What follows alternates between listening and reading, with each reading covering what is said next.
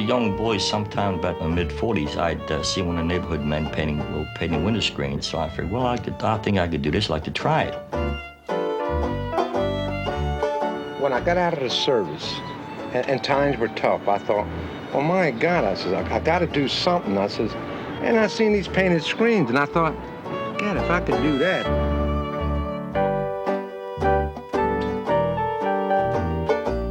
I remember thinking, their artists are a dime a dozen, and I should be able to have some kind of job where I could make a little bit of money on it. But I wanted to do something different. Then I got the idea to paint screens. And I always tell people, at that moment, lights should have flashed and bells should have rung. It was such a magnificent idea.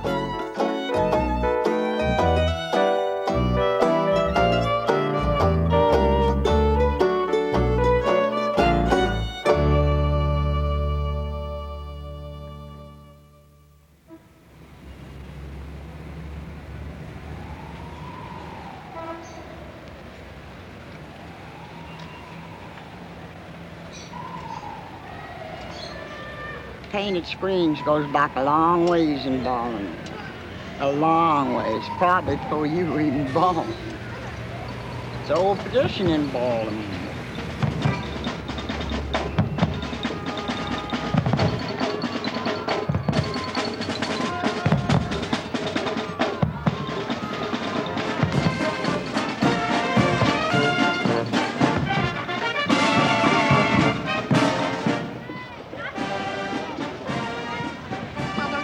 More attractive than an ugly old black screen, a dark screen.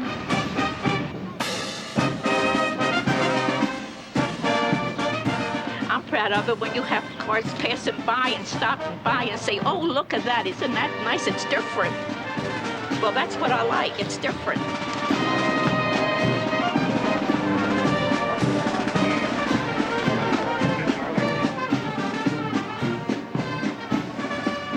I think it's an art which you don't see anywhere else, and when you have something like that, you feel proud about it, which I feel proud of East Baltimore. Born and raised here, and it's just East Baltimore is a big thing to me.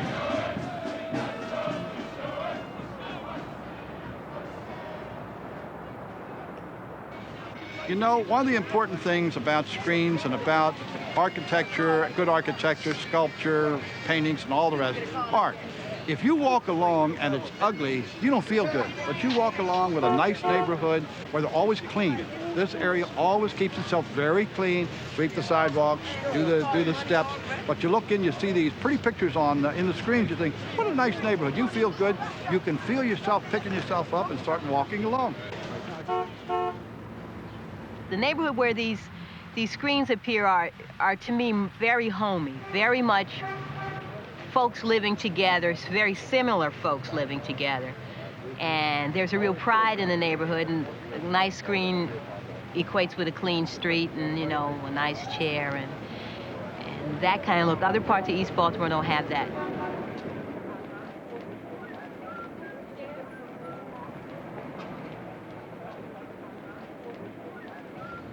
Everybody claims that, I'm not mentioning any names, but they invented it.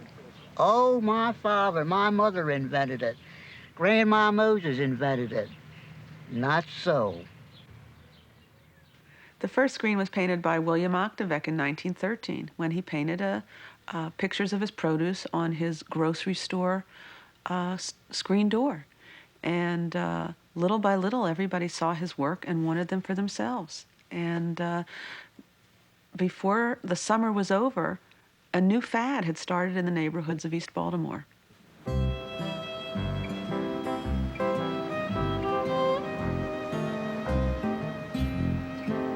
This is a community that is really all cement and brick. There's no relief in the row house communities. From that, if you walk down the streets of East Baltimore, it becomes obvious almost immediately that something's missing. There's no front yards. There's no green. There's nothing. There are very few trees in this neighborhood. Well, if you'll notice how close the sidewalk is to the window, I think you can figure it out. The idea is that you can see out in the summertime and people walking by can't see in. Now, when this is done, I can go in here, look at you. You can't see me. It's beauty to the door, it's artwork, and yet I can look out and you can't look in, which is, I think, is fabulous.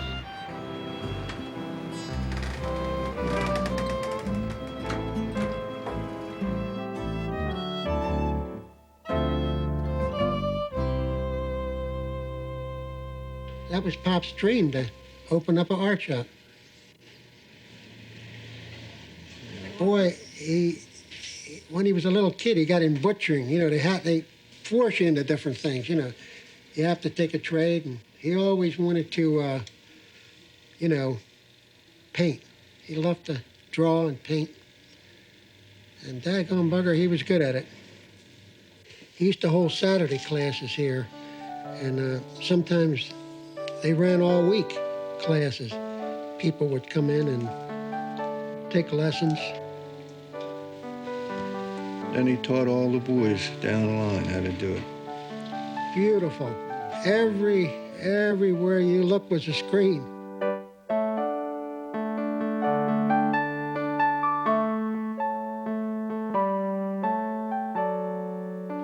He started that style with the red bungalows. That was a thing. Everybody wanted to have a bungalow in the country, and that was his idea.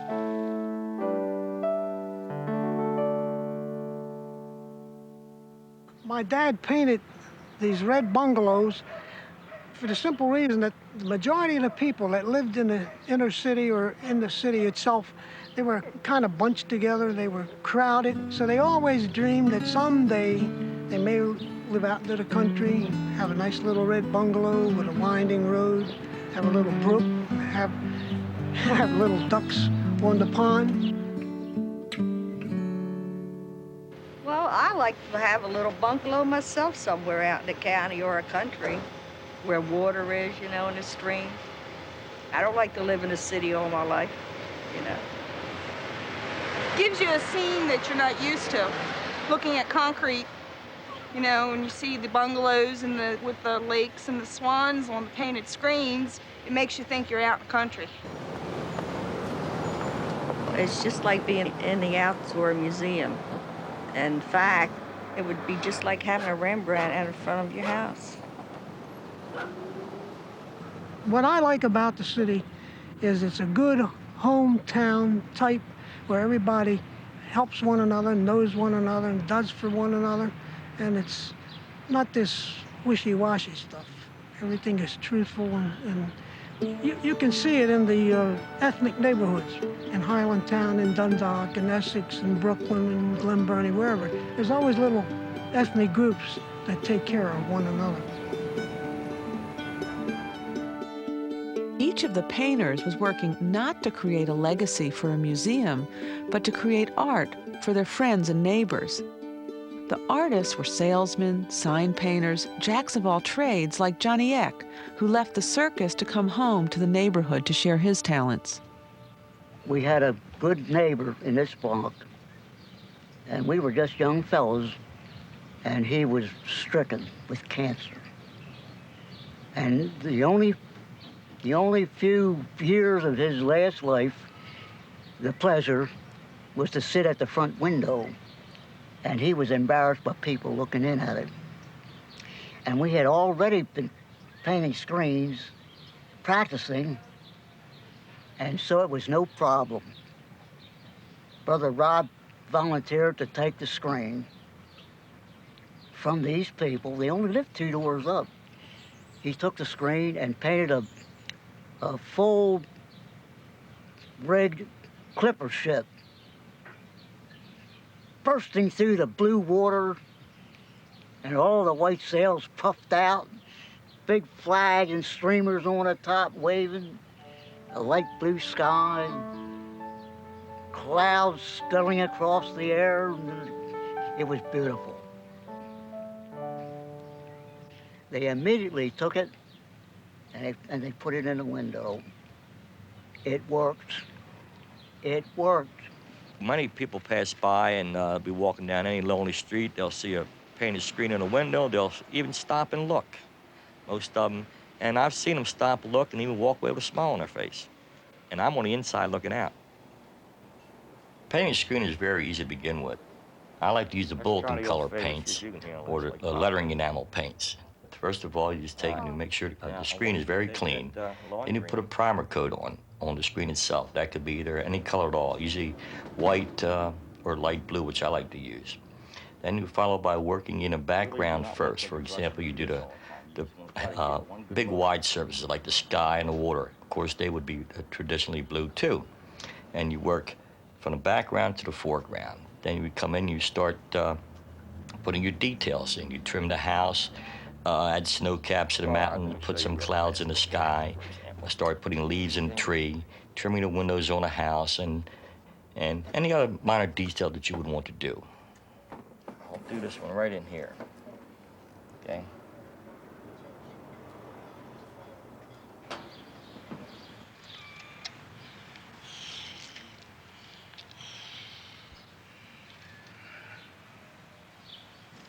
When I got married, and I saw these people over in Hollandtown painting these window screens, and I asked them what they used, what kind of paint they used, and what about it. They wouldn't tell me nothing. And I had just got married, and I thought, well, I'd like to get into that window screen painting. It was a fad that Oktavec started when he started painting window screens in Hollandtown. And he always used that red roof bungalow. So when I'd paint window screens, I'd paint them too. But I'd shade them. I put the shadows underneath the roof and put the windows in there and the little curtain in the window with a flower planted in the windowsill and flagstone walk coming down there. And make the flagstone walk real small up here and bigger as you get to the front. And the picture looked like it was looking up a railroad track. It's dimension, that's all it is. It ain't nothing else but dimension. And with dimension, you got a beautiful picture. This is a picture of an elk, and it's done in 13 dimensions. We have 1 dimension, 2 dimensions, 3 dimensions, shadows on the mountains, 4 dimensions, and so on all the way through until we come to the close part of it, which is the elk. He's the nearest thing to me. And it's all done in 13 dimensions, the way all painting should be painted, because it gives you distance. And I never went to no school to learn painting. I picked it all up from my father, the way he used to paint all paintings on canvas. Now, you got to remember, when I first started doing this, it would take me longer. I've been doing it for 40 years, off and on. So it don't take me long now. But when I first started, it was a struggle, because you got to remember that nobody showed me. I had to pick it up myself. I had to go through all the phases of it by myself till I actually got that I knew what I was doing. I think if I'd have kept at it, now don't get me wrong, if I'd have kept at it, I think I could have been, well, they say Oktavec is good, you know, but I think I could have really made it as a screen painter, you know? Everybody cannot do it.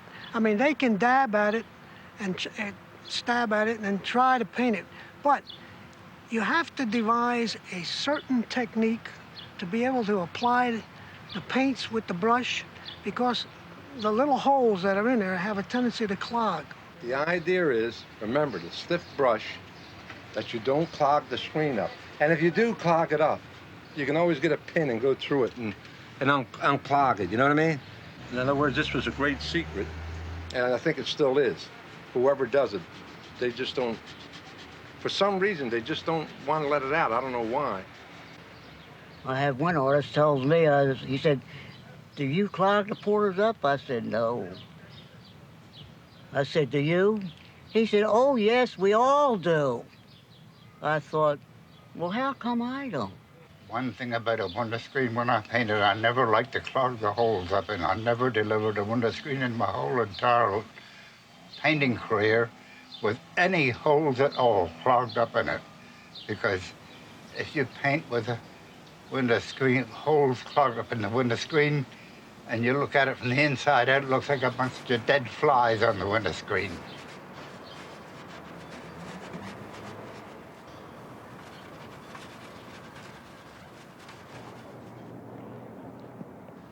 All of the screen painters paint a cottage with a red roof, because William Oktavec started that, and that's what caught on, and that sort of became a tradition.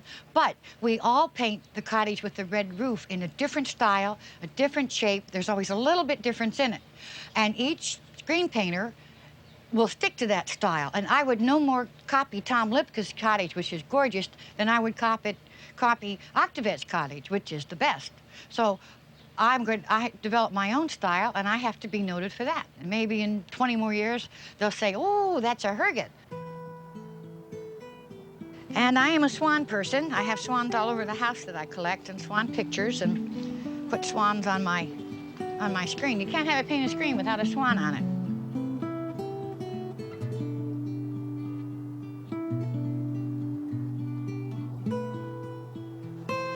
It would be unheard of. It's not screen art if it doesn't have a red roof bungalow.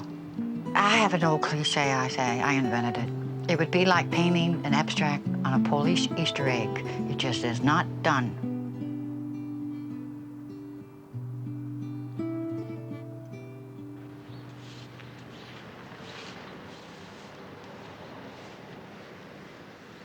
When screen painting first came out, I think it had a tremendous effect on just the beauty of the city.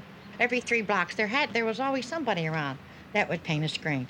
And every neighborhood, I think, had one of these guys.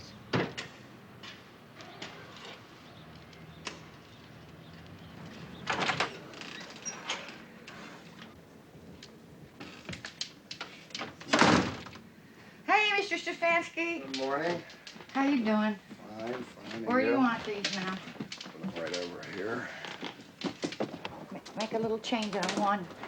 Hi, Hi, Pixie. How are you? Fine. Now tell me what you want on here. This is my storm door. And Okay. I'd like you, this is the inside, of course, and I'd like you to do something special with it. Well, you have... Yeah, I have my big, beautiful window. Maybe I can paint something that would match that. Match that.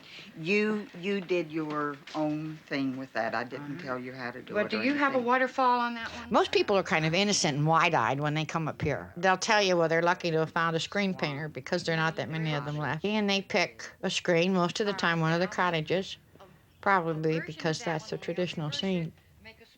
There are some people that will just hand me the screen over the fence without even coming in and saying, create something for me. And that's what I like the best because they trust me. And then I'll do something extra beautiful for them.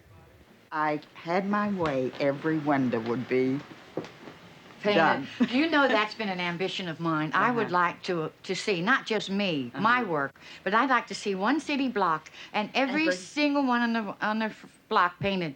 And that would take pictures of it. That would be beautiful. I'm going to work on the neighbors.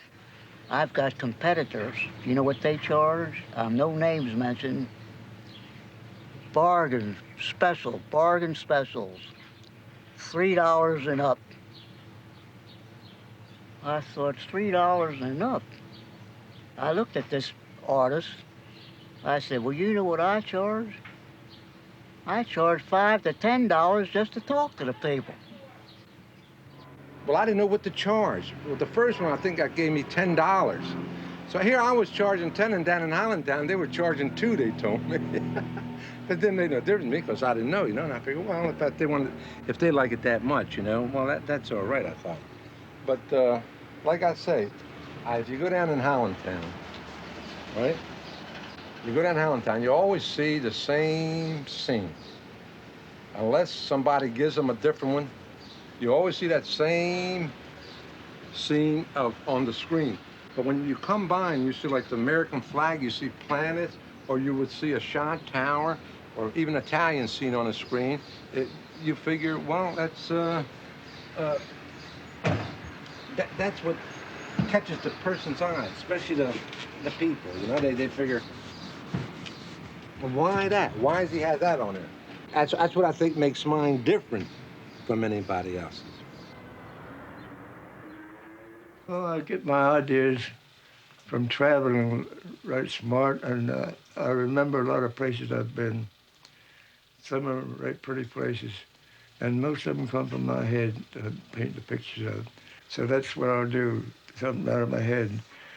Other times, I'll show them a book, like a book like this here. See, I've got elks here with the trees. I've got deer on this picture. I've got dogs. I've got bears, mountains, pretty picture with water, scenery, beautiful. I painted Rip Van Winkle's home. I painted the Mona Lisa. This is an old English thatched cottage. I've painted that several times. I painted this on a canvas already 2 or 3 times. In fact, me, my dad, and my brother all painted one alike to see who painted the best. And who did? I did. I hate to say it myself, but I did. Because I wanted to be better than the rest of them. I always wanted to be able to do something that nobody else could do. A lot of screen artists will paint fantasia. Whatever fantasy comes to their mind, that's what they paint. And gosh, you can come up with the impossible.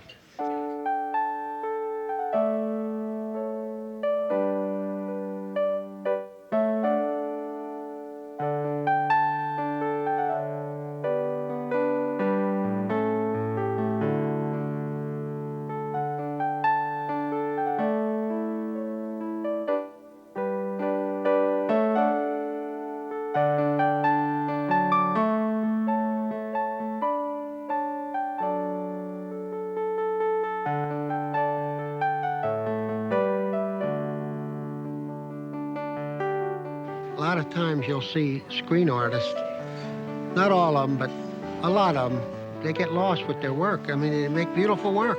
It's actually a painting and not a decoration.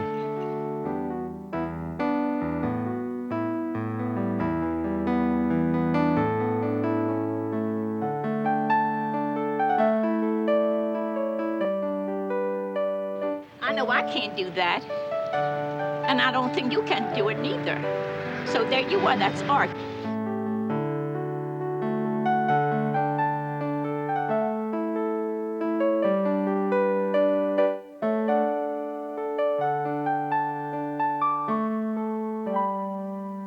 I mean, they are what they are. They're it's a piece of screen with paint on it.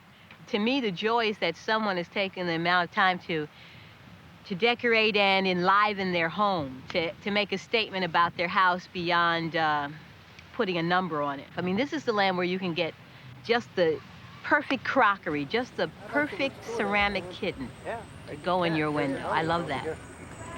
That's one of your fathers. Screen painting, it's definitely an art, definitely.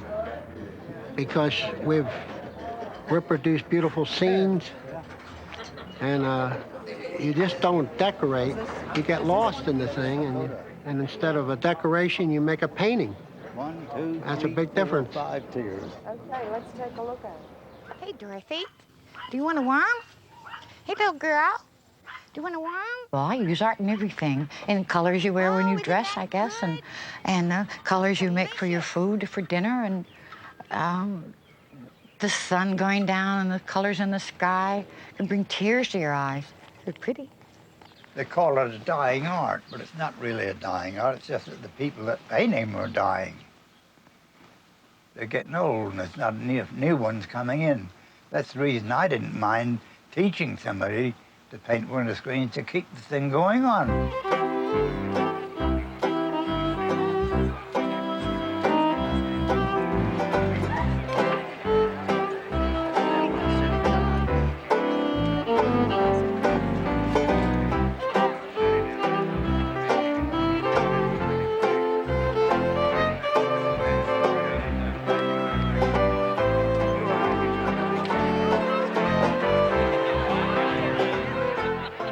To my knowledge, there are about 6 or 7 of us left. I'm talking about from at least my age group, 50s or older, you know.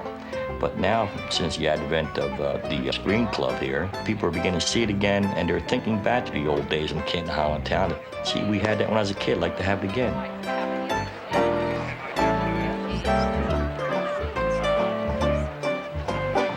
That's it, these 2 fingers.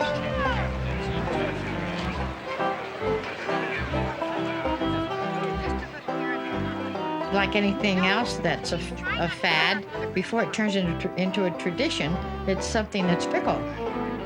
A tradition isn't a tradition unless you keep it. The color gets dry and tacky, and then it won't run.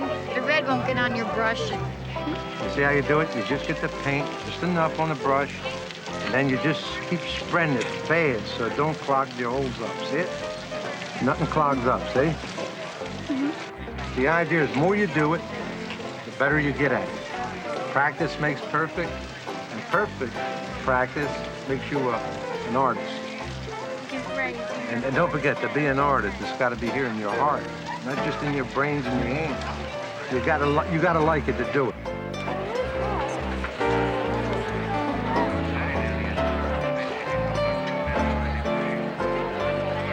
One of these days, you'll probably see them all around Baltimore all over again. And then you can think back, say, well, now who started all this? See, and it's right there, because the man that originated it will always be remembered. It's just like Babe Ruth in baseball for the city of Baltimore. It's the same way. That's one thing I like about Baltimore, because things like that can exist and can endure.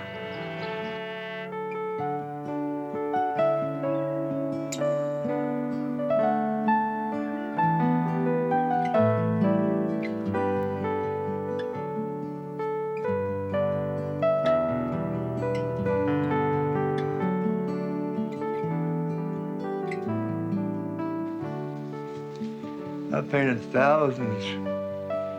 I've painted thousands and thousands and thousands of screens. I don't know how many. It's been so long that I didn't keep count of them. But I guess it would end up into the millions. And when I get done painting screens, the Lord up in heaven has a place for me. He's got a brush and some paint. He's going to send me around the clouds, painting them with sunshine.